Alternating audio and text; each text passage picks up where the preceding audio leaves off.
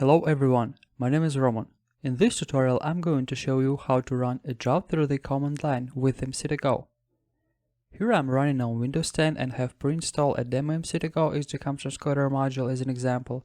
However, this demonstration is also applicable to all of the MC2Go modules.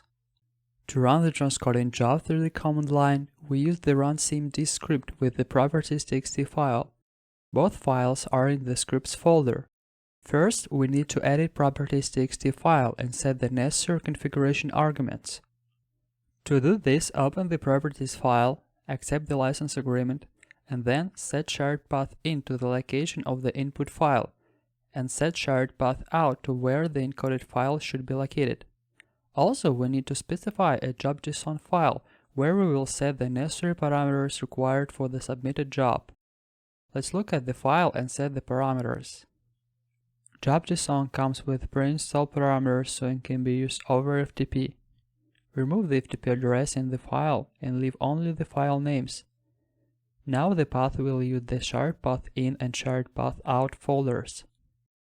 As you can see, I already put the input file into the volume folder.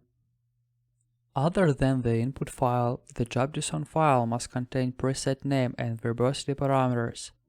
There are a number of pre-installed presets with MC2Go already in the presets folder. Let's leave both parameters as they are. Now we are ready to run the transcoding job by executing the following command: runcmd properties.txt. This command runs the transcoding job with a specific ID. Now let's verify whether the job is running by executing the docker ps command. It will take some time to complete the job.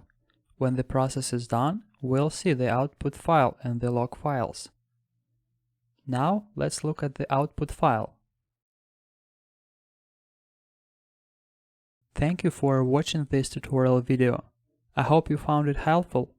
If you have any questions, feel free to email us at info@mainconcept.com.